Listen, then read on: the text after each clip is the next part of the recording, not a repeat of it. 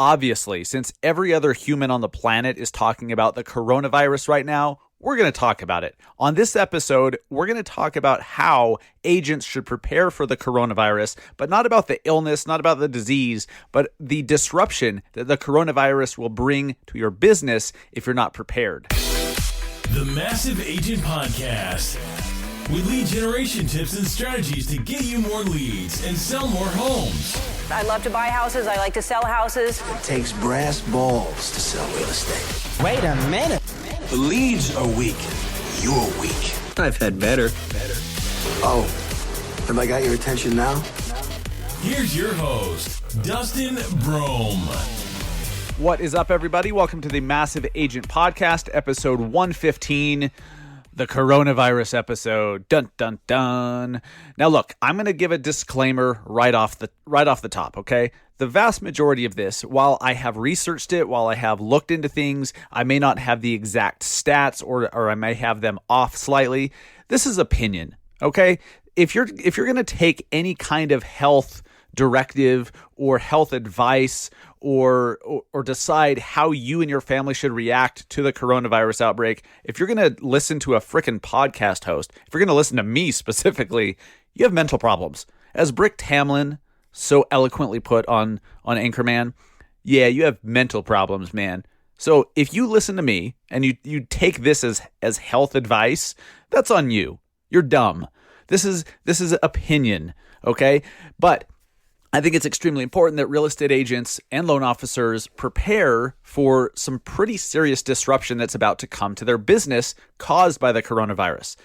Now, I will go out on the limb and say that I think the fear of this virus is dramatically overblown. That's opinion, okay? Now, I think there's a lot of fact to back up that this is not Ebola. This is not something that is going to kill 70% of people that get it. It's what, 2% globally that we know of, So, but here's the thing. The fear is causing certain things to happen economically that started in China, and what happens in China now affects the rest of the world, which now affects us as real estate agents in our business. So we're going to talk about those things so that you're not blindsided like, oh, wait a minute, I didn't think I really needed to be worried, and now what the hell do I do now?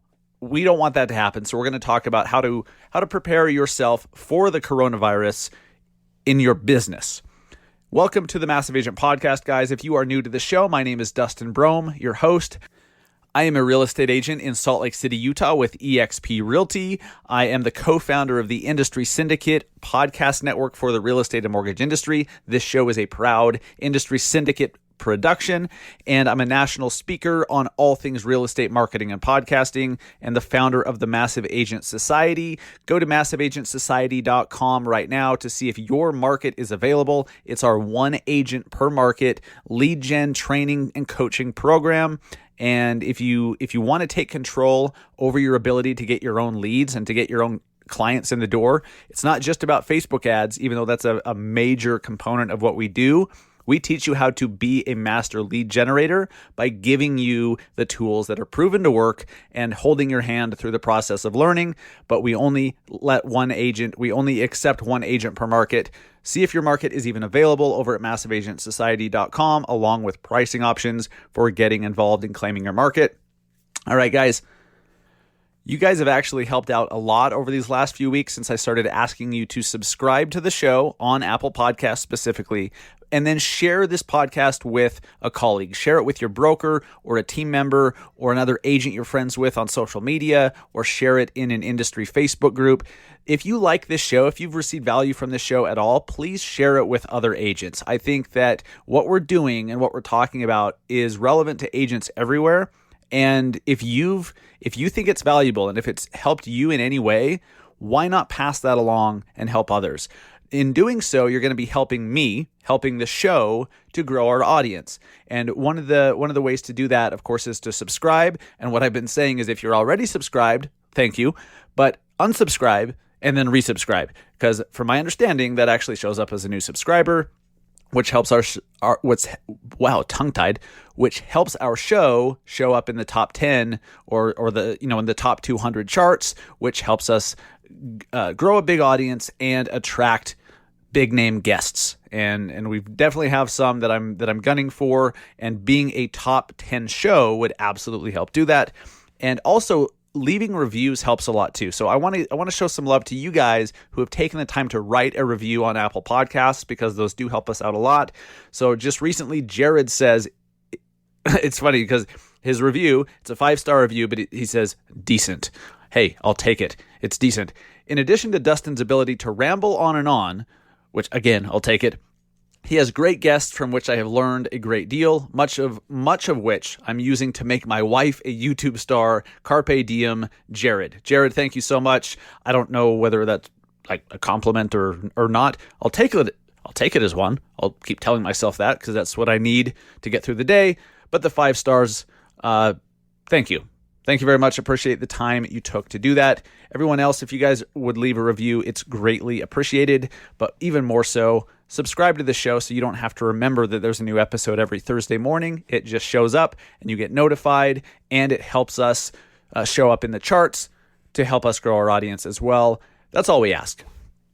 So what do you say we talk about the coronavirus, or COVID-19 as they now call it to sound so much more official? I don't know why the hell it's the coronavirus. I think COVID-19 is just more official, or not more official, but more specific. So they know exactly which strand it is and all that stuff. Again, guys, if you're tuning in to get any kind of medical advice or health advice, you're in the wrong freaking place. And if you continue to take this as medical advice, you're an idiot. But, listening to the show in the first place, it's not a surprise. It's not a surprise. Kidding. Thank you. Let's talk for a second about whether or not this is really the big one. All right. Now, it very well could be. But the fact of the matter is, as of the time of recording, there's less than 100,000 cases worldwide. Okay, there's less than 100,000. There's been thousands of deaths, but it equates to about a 2% lethality rate, or what do they call it? A mortality rate. About 2% of people who have come down with it end up dying from it. Now, look, I know we're talking about human beings here. Each one is, you know what I'm saying. But we have to talk about these numbers conceptually. Otherwise, we have to put these into the proper. Wow, I'm struggling.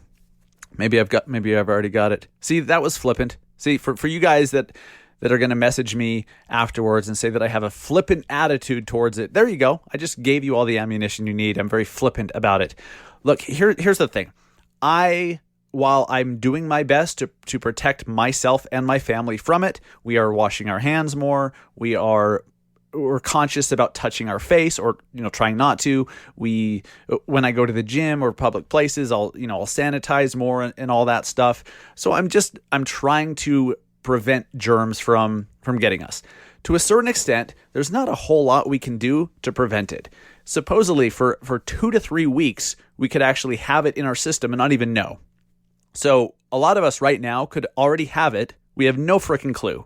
Here's why I'm not so concerned about the disease itself. I am concerned about the economic impact it's going to have. I'm actually very concerned, and that's what the majority of the show is going to be about. But the illness itself, it's similar to the flu. Okay, similar to the flu. It seems to be those who have compromised immune systems, elderly, the very, very young, those who have had transplants, compromised immune systems. They are the ones who are dying from this. In fact, I even read a story or heard one on a podcast about kids, a lot of kids, not newborns, but kids from age 1 and older. A lot of them have it and never show symptoms. They think that kids could actually be quote unquote secret carriers, which is what the media tells us. Now, guys, remember, the reason why this is getting so out of hand in the media with the fear and everything, and everyone running to Costco and buying up all the water and the frickin' toilet paper. And by the way, why water? Why toilet paper? Are they going to turn the water off? Like, are you going to, Like, maybe if you get sick, you're gonna ship more. So maybe that makes sense. But I don't quite understand. Like, if there's going to be a big quarantine, wouldn't you want a bunch of food? So you don't have to go buy food somewhere where it's being prepared by someone who may or may not be infected. I don't understand this whole food and water thing like this in this context. Anyways, so kids may be secret carriers and then pass it on to those who are more susceptible to get it. Here's why, and because that's happening, like, we don't know. We only know if somebody has it if we test them for it. If they have it and don't show symptoms, or they have it and the symptoms are just super mild, they may think, oh, I have a runny nose or a cough or a slight temperature, but I'm not sick, so what the hell? And that's what I do. I deal with it and then get my ass back to work. So there's probably a lot of people that have had it that just don't know. We're going to see a lot more cases out there because of that. But also, I read that they've only tested like 500 people. Okay, as of a couple days ago, so they've only tested 500 people, and there's 100 something cases in the U.S. So that there's a hell of a lot more than that. If they've tested everyone and then there's only 100 cases, okay, but we've only tested 500 people. So there's going to be so many more cases that come from this, and because of that, I think that the mortality rate is a lot less than 2%. A lot of experts think that. It's not just Dustin, the real estate agent podcast host, coming to that conclusion. I'm listening to the expertise of others. The Surgeon General of the United States, for one, and who's also saying, quit buying the masks. Stop buying the masks. We need the masks for our surgeons and for healthcare professionals. Stop it. The masks don't do a damn thing. Everyone take a chill pill. It's the media. And remember, media now, they make more money when they get more clicks. CPM, okay, the cost per 1,000 impression model. If they create a hysteria and people are constantly reading one article after another about the coronavirus because they're afraid or because it's sexy or because it's interesting or whatever, they make more money. Their page views go through the roof, and now they can go to advertisers and get a lot more money from them because of that. That's their game. Okay. It's just not a big deal. Now look, if a few weeks from now, all of a sudden it becomes this big, scary deal, I'll admit it. Like, I can only see what I can see, and I can only project into the future based on what I see right now. When you have the Surgeon General of the United States and a lot of healthcare professionals and a lot of medical experts saying, look, this media hysteria is so overblown to the point that it's irresponsible, I listen to that as like, I wonder which one's telling the truth. I wonder who's being real here. It's probably not the frickin' media. So enough about my opinions and pontificating about the illness itself, but let's talk about how it's going to affect the economy. Now, most of you already, as of the day that this podcast comes out, March 5th of 2020, you're seeing interest rates at the lowest they've ever been. Mortgage rates, the lowest they've ever been. The Federal Reserve yesterday cut rates 0.5 point, and the stock market didn't give a shit. The stock market still dropped 1,000-something points, and it did nothing. I don't know I don't understand what cutting the interest rate is going to do, unless the Federal Reserve can come up with a cure or a vaccine or something. I don't, and apparently the stock market was like, wait a minute, that does nothing. Now we're even more scared because you cut rates randomly out of the blue, a full 50 basis points, 0.5 point. And should we be concerned? Do you know something we don't? It made the market more nervous. But guys, it's China. We're such a global economy now. All of our economies are so intertwined, and so many supply chains start in China. How many of our businesses, whether that's medicine, chemicals, consumer goods, you name it, electronics, technology, and the parts that go into computers and mainframes and all that, they're all made in China. Rare earth elements, a lot of them come from China. And I heard that like 80% of our medicine is manufactured in China somewhere along the way. That's crazy. So you have all these factories that are now shut down because of concerns over the coronavirus. That is going to trickle down everywhere and ripple across the entire globe. Apple has taken a huge hit. They've lost over 20% of their value just since this whole thing started because factories have closed. And they're like, wait, we're not going to be able to meet demand, and we're going to sell a hell of a lot less because factories are closed. Well, how many other thousands and thousands of businesses, major ones, are going to have disruptions like that? Most of them. So this, even though interest rates are extremely low right now, mortgage rates are extremely low, and Barry Habib, he's probably the one I listen to most when it comes to economics that affect housing. He's the founder of MBS Highway. And in fact, go to massiveagentpodcast.com/episodes. Find the show notes for this episode on massiveagentpodcast.com. I will embed a video with him where he's talking about coronavirus and the economic impact in interest rates and what it's going to lead to and all that stuff. Super interesting. And so if you want to dive deeper on this and hear it really from the expert, go to our website, massiveagentpodcast.com, and watch that video. And it's really enlightening. But all these disruptions of the supply chain will probably lead to layoffs. I mean, if there's a company that can't make their product or they sell a hell of a lot less of it, people are going to be laid off. Not to mention, overall, when you have people scared to leave their house, if they don't want to go out to eat, if they're going to choose not to go to a movie, if they're going to choose not to go to a sporting event, if they're going to choose not to go spend money in the community, that's going to have a negative economic impact on the community. It has to. And the companies that rely on those dollars, all of a sudden, nobody's going out to eat, or very few of them. Nobody's going to movies. No one's going out on Friday night to do stuff. That's going to negatively affect stuff. So people are going to lose jobs. And when people lose jobs, some of your buyers might lose jobs.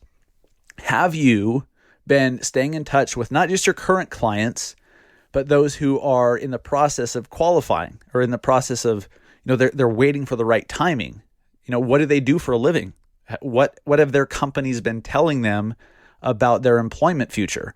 What kind of guidance have they been getting? Have the conversations with your clients. The very first thing that I recommend you do is have the conversations with your clients, not in this fearful tabloid type of way, but just say, hey, what are you doing and what is your employer doing to prepare? Just curious, if you can't get your financing, maybe let's prepare a plan B, or maybe go with a different loan program that's a little easier to qualify for, or something like that.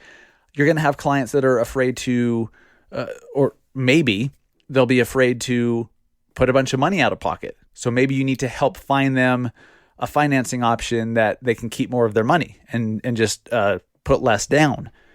Start having those conversations. Find out what they're afraid of, and figure out how you can help that. Now, we can't help with all of that. We're real estate agents. We do a lot, but we can't do anything outside of the context of helping them buy or sell and the decisions surrounding that.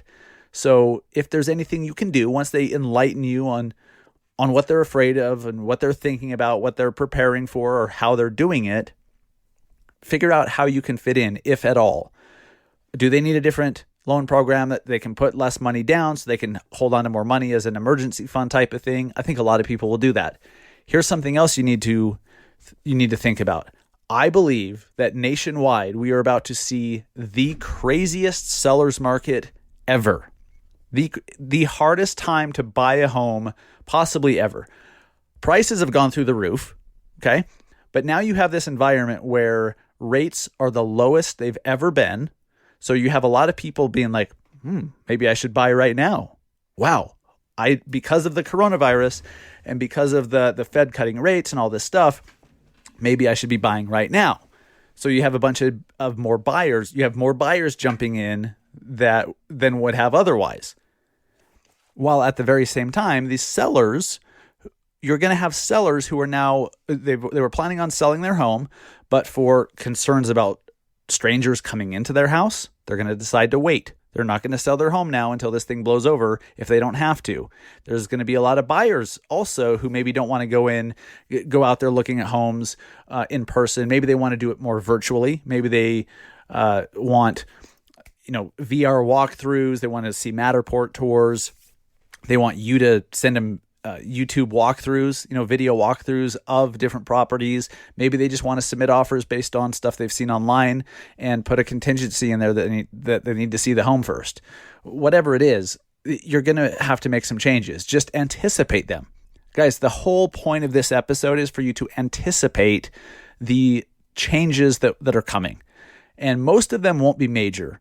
Most of them will be these little behavioral things that are caused by fear, caused by concern of, coming in contact with other people's germs and illnesses and stuff, going into their homes, or sellers don't want strangers coming into their house. I understand that.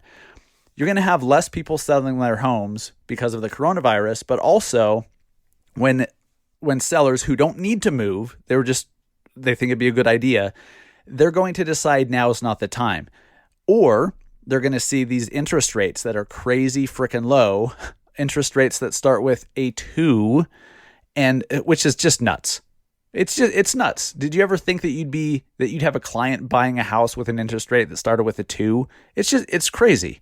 It's fantastic if you're buying. It's crazy. You're going to have sellers be like, wait a minute, with rates this low, I should just refinance instead. I've seen this firsthand. I've had clients or potential clients tell me that they were going to sell their house, but now they're just going to refinance and stick it out and build more equity. And I've heard other agents talking about this in Facebook groups locally and nationally. You're going to have a lot more sellers to decide not to sell right now.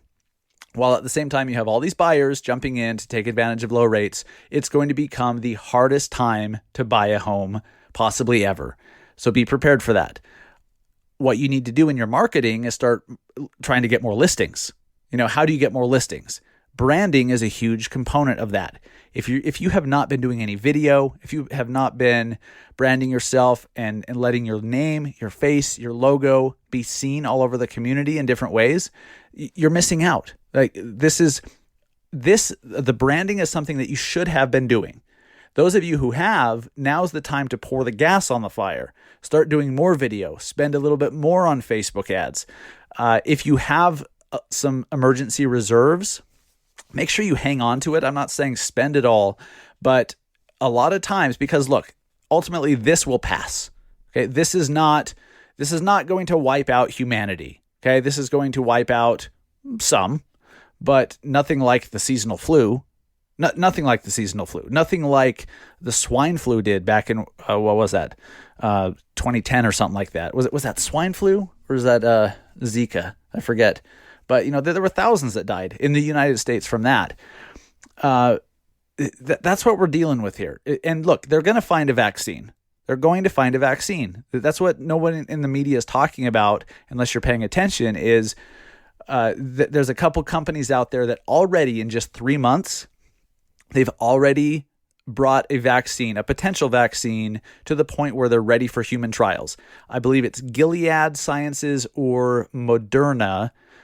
They both have vaccines that look promising that are they've been able to develop extremely quickly. I believe it's Moderna who's ready to start human testing on their coronavirus vaccine April 1st. That's crazy. So at some point between now and summer, likely we're going to have a vaccine for this, which is good. So I say all that because this will pass. This will pass. You just need to prepare a little bit. And because it will pass, be okay spending a little bit more than normal as long as you have some reserves to take care of yourself. If you cannot sleep at night worrying about paying your bills, make sure that you get to that point first. Okay? Not being able to pay your bills sucks. I promise. I've been there. I know what it's like to be an agent who is trying to make ends meet. It's rough. It's not fun. It's not good for you. It's not good for your family. It definitely develops gray hair. It certainly develops gray hair. That's for sure. So avoid that. But if you can spend some extra marketing dollars, do it during this freak out period. Do it when others are scared, because you're going to have less competition and those dollars will go further if you're doing things the right way. Facebook ads are fantastic. Do more video, brand yourself. If you have a podcast, spend some money to get it in front of more people. You're going to have less competition doing so because a lot of people will be holding money back during this time. This concept here is actually one of the biggest takeaways I got from the Grant Cardone's 10X book.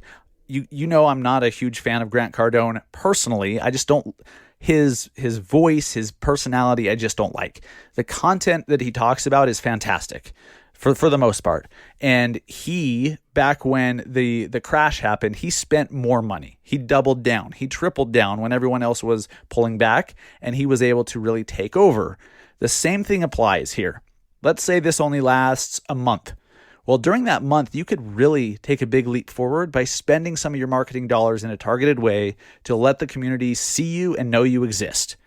Take the content you've been doing, do more of it, and get more people to see it. If you can do that right now, that's going to help you. And you should be going for listings, because if it is the way I believe it is, or the way I believe it's going to be, if it's going to be one of the toughest times ever to buy, you want to be representing the listings. You don't want to have buyers when you can't find homes for the buyers. That sucks.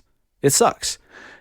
Obviously, a great buyer's agent will still be able to get deals under contract. It just makes it a lot more difficult.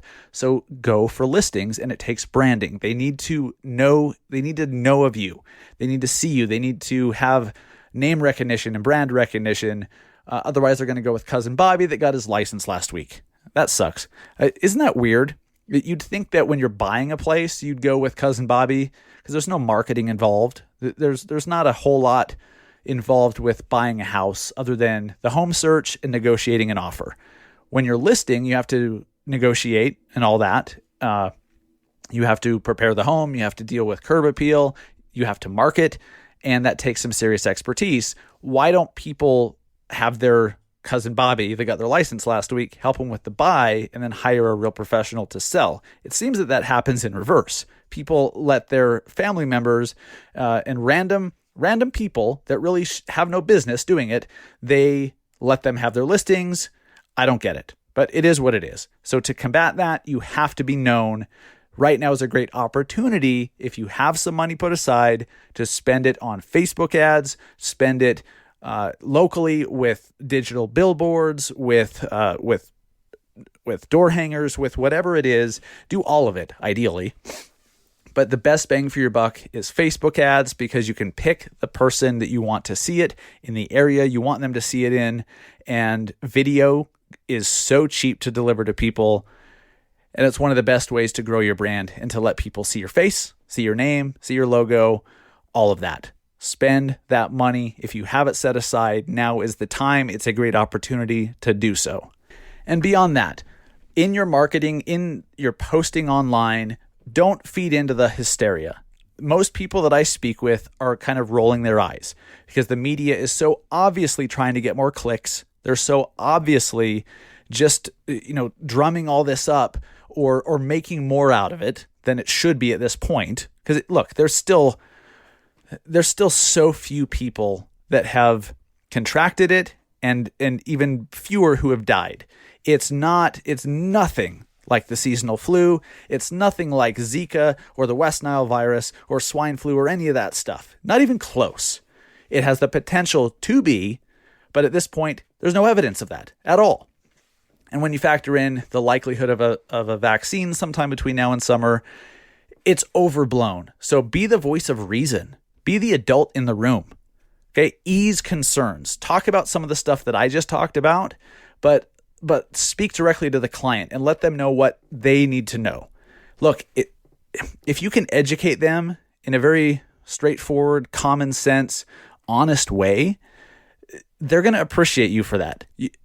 People, look, there's a lot of agents right now that it's the best time ever to buy a house. But you said that last month. You said it 3 weeks before that. You'll probably say it again a month from now. They see through that. But if you explain, like I said, how interest rates are so low and what that means, but also be honest that it's going to be tougher to find a home. That's why you need an experienced agent to negotiate offers and get creative with escalation clauses and other terms of the offer outside of just the purchase price. If you educate them on that, they're going to trust you. Be the adult in the room. Be the voice of reason, and you will actually stick out in a very positive way and gain the trust and the respect of the community. It's a huge opportunity right now for those of you who do these things in this way when everyone else is freaking out. There's all this. It's It's just nuts. It's just nuts. The last thing I'll say is this. If you're lucky enough to have closings continue, through this period, put some of that money aside, more than you normally would. And if you can, put some aside and spend more on marketing, spend more on advertising than you normally would when your competitors are fearful and spending less. It's a great thing to do. This is also a great time to think about how you can build more revenue streams into your business model. Guys, this is not, let's not even talk about the brokerage I've chosen to align with, okay? Let's just talk conceptually. If you are 100% reliant on one income source, commission checks from closing the sale of a home, you're vulnerable when all of a sudden fewer homes are selling or the clients that you normally have aren't there. You make less money. You have less income. If you have other revenue streams, maybe you've created a local media company, you have sponsorships on there, you have advertising, you have some affiliate marketing going on, you have other income streams from your real estate activities, that helps to even things out. Okay. And when times are good, they're really good. You have, why just have one income stream where you could, when you can have 6, why? This right here, if you're afraid, if you're worried about where your next deal's coming from, this should be a time of reflection.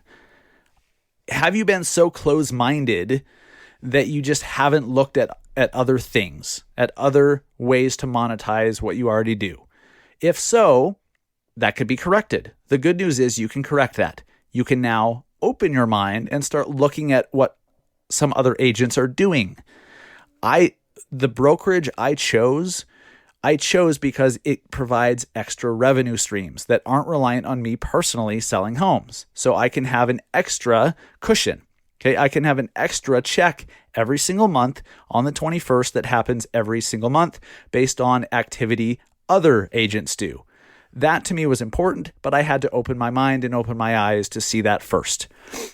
Hopefully this, if you're fearful right now about where your next check is coming from, do some soul searching, and at the very least, just open your mind and be like, you know what? How else can I have money come into my real estate business without completely starting a separate business? I'm not saying go start a separate business. Figure out other revenue streams that are parallel to what you're already doing, that will supplement what you're already doing. And the efforts that you're already doing on a daily basis, it all works together. That's what I'm talking about. Look at what other agents are doing successfully and do those things. If you want to see why I chose my brokerage, eXp Realty, and why I believe they are the best solution in our industry for agents who want more revenue streams and want more of a safety net each month, go to massiveagentpodcast.com/EXP. There's a brand new video that I put up there that I think best illustrates and explains how it all works, the numbers, the nuts and bolts, everything you need to know to fully understand why so many agents are joining eXp Realty. Go click play. And if you want to schedule a Zoom call with me to talk about it or to get questions answered or whatever, or to find out what I provide to my agents who join me with eXp. And by the way, I do provide free lifetime membership to the Massive Agent Society for those who join me at eXp. You can do that right on that page as well. One more time, massiveagentpodcast.com/EXP, and just click play. That's all you need to do.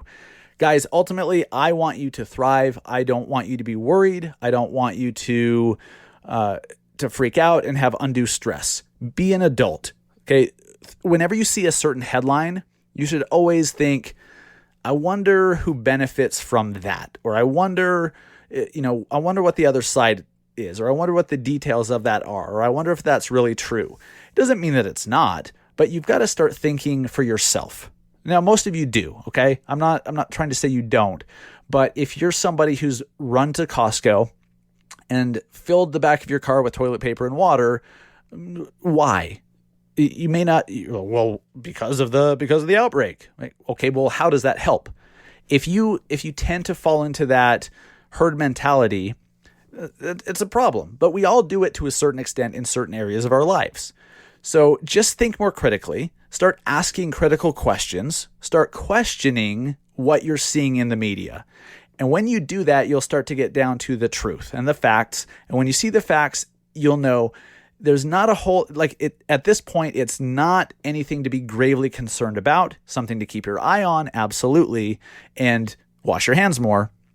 But you also, once you wrap your head around how this is going to affect us in our business economically, and we accept that that's happening, we can start being productive with the decisions we make and the things that we do. I want you guys to be the adult in the room, and you have a real opportunity right now to show your clients and potential clients that you are that reasonable voice. You are that lighthouse, so to speak, that you stand there and you're just sharing your light, guiding people with the right information. You're not trying to chase people down. You're not trying to be hysterical. You're not trying to use certain tactics to get more deals. You're not trying to use the crisis to get more deals. If you just educate people in a very adult-like way, that's fact-based, and give them the context that they need as industry outsiders, you can actually thrive in this environment. I wish you guys the best. Stay safe, wash your hands, take care of your families, and remember the disclaimer one more time. Do not take any of this as medical advice. I was paraphrasing the vast majority of the stats and the figures that I've read or heard over the last few weeks. Some of them may be way off. Maybe I didn't get the context right, but ultimately, you know what I'm trying to say. So don't take this as medical advice. If you do, what the hell? This is Dustin Brohm. Thank you for joining the Massive Agent Podcast. I'll see you guys next week. Take care.